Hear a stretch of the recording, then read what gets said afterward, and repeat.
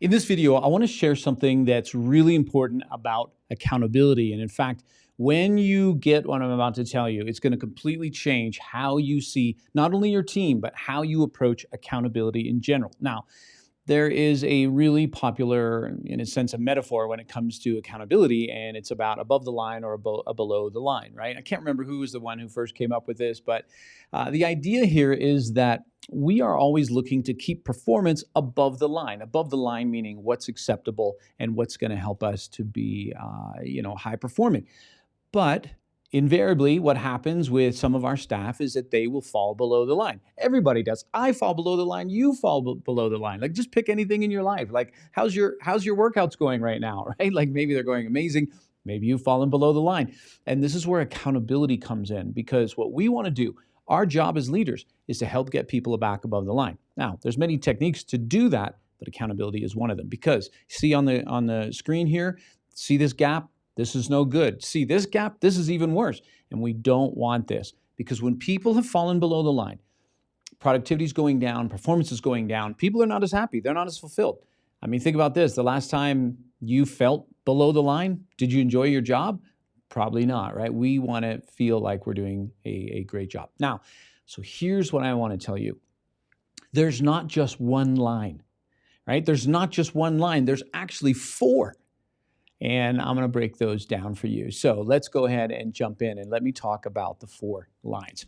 See, there's the company line, and this is typically what we think of when we think about below the line. But there's more than that, right? Well, we'll walk through all these in a moment. But let's first start with the company line. So the company line is what you would expect: KPIs, OKRs, goals, standards, policies, processes, SOPs, safety protocols. Basically, anything that you typically think of, I got to hold my staff accountable, is going to be the company line, right? And so, of course, we need that one. And when it comes to the company line, if there's one thing that I would say is most important, it's this idea of that you must have conviction, right? You must have conviction about the line. Because I'm going to tell you right now, what I've seen happen, I've done this too in my life when I was working, like kind of stuck in middle management, where maybe headquarters in some other part of the country make some decisions, they don't consult you, and they're like, here's the line. And you're looking at this like, why did they make this the line, right? Like, it makes no sense, but because you can't change it, you just have to enforce it. And so you have to find a way to have conviction about the line, right? Because if you come to your staff and you're like, well, I mean, corporate wants us to do this, but, just do this, you're shooting yourself in the foot, right? So you have to have conviction about the line. It's a role we play as leaders. Our job is not to be liked. Our job is not to have everybody love us. If we're doing our job, they actually will love us, but our job is not to get them to love us. One of our jobs is to hold the line, all right? So we got to have conviction. Now, like I said, there's three other lines, and here they are. The second line is your line. Maybe you've never thought about this before, but as a leader, you should have a line. And your line basically is your standard. Like, what does it mean to work for you? What does it mean to be on your team? Like, if I asked your team right now, like, hey, what's it like to be under their leadership? And they would tell me like, well, it's this, it's that, it's this and that, and like, hey, this is a big deal. Like, don't be late, or make sure you have a positive attitude, or never play the victim card, right? Like, every leader has their signature line, and that's going to be something around attitude or work ethic or just personal standards, teamwork, culture. Like, some of these things are not going to be in the company line, right? KPIs, OKRs, processes, goals, sales goals, dials, all of that. But what's your line? Like, what do you expect of people when they come to work? What kind of attitude do you expect? What kind of work ethic do you expect? Regardless of what corporate has said, what's your line? And typically, your line is going to be higher than anything that has come out through corporate, because it's your line. So that's super important. This reminds me of when you have your own line here. This is a little bit like the parent in the family, right? That has their standards. A little bit like dad, for example, around the dinner table. I don't know about how you grew up, but I grew up. My father had lines. Like, they weren't written out, but you just knew what they were. One time, I tricked my little sister to come into the room, and I threw a football at her, hit her in the stomach. I know, terrible things we do as older brothers. Anyway, she went off crying. The next person to enter the room was my father, and he told me where the line was, and I had fallen below, right? So that was his line. Didn't matter what some parenting book said, didn't matter what Billy's parents did. That had nothing to do with it. I'm in this house, I'm under these parents, and this is the line. And it's the same thing as leaders. So let me ask you, where is your line? What are your lines about? Do your people know them? Because that's an area you have to hold people accountable in, all right? Your line. The third line is actually the team line. Now, in a sense, this is not a line that you're going to make up. This is a line that the team comes up with. Effective leaders have taken some time to get their team together, and their team talks about the norms with which they want to operate under, right? Like what's acceptable, what's not, what's offside, what's not, what's allowable, what's not. And when teams can understand how we're going to work together as a team, it creates security, creates that psychological safety. But who's going to enforce this line? Well, ideally, the team self-governs this, right?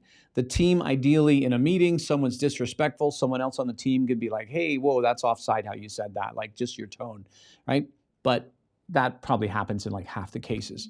Every other time, people look to you because you're the leader, and so they expect you to enforce the team line, right? So what's the line here? Teamwork, respect, team norms, dependability. But again, this is where we get the team input on this. There should be a line here. And when it comes to this, again, this is not a collection of rules to memorize, right?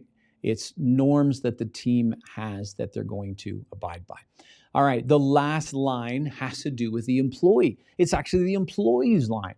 And I'm not sure if you've ever thought of this before, but one of the things that's really powerful with accountability is you find out where your employee's line is.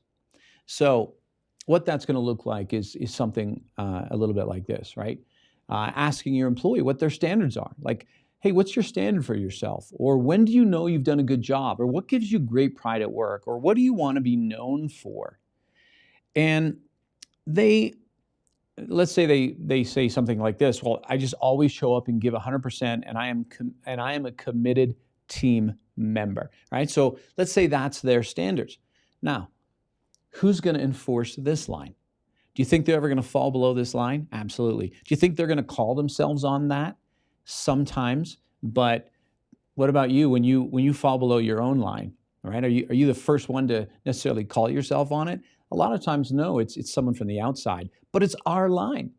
So if you've never done this, the next time you have one-to-ones with each of your staff, ask them some of these questions. Hey, what are your standards? Hey, what's important to you? How do you know when you've done a great job? How do you know when you have not done a great job? When are you disappointed with yourself? When are you most proud of yourself? And start to get that picture.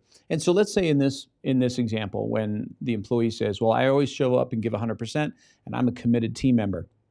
So if I begin to see that employee now showing up, not giving 100%, they may be above the company line. They may be above my line. They may be above the team line, but they are below their line. And this is where we serve as leaders by helping them get back above the line. We're going to call them on that, right?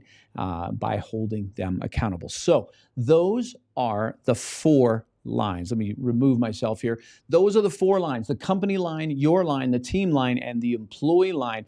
Listen, accountability only works when there's clarity, right? And that's our job as leaders. We have to help people find clarity.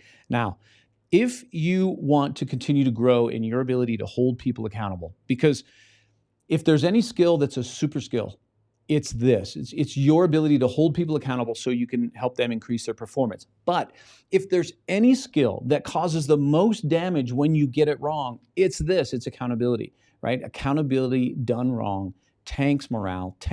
That's how you get people to hate your guts, right? If you blow it with accountability. So I'm really excited to let you know about our new program that we just launched, and it is called The Art of Accountability. And this is a intensive training to help you become a master at holding people accountable in a way that they won't hate your guts for it. In fact, what they're going to do is they're going to love you for it, because the way you hold them accountable is going to help them raise their standards. And as they raise their standards, they're going to get more done. They're going to be more successful, and they're going to tie a lot of that back to you. I mean, have you ever had a boss who was just held standards for you and didn't let you perform below what they knew you could, right? And you maybe you didn't like that at the moment, but you loved them after for it. So the art of accountability. If you would love to know more about this program, there's a button right below this video. Go ahead and click on that. We've just launched this. We're really excited about it. In fact, because we just launched it, we're just offering a huge launch discount. And go check that out if you want to become better at holding people accountable. So that's the 4 lines. And make sure that you're holding people not just to one line, but to all 4 of them. And then you're going to see performance skyrocket.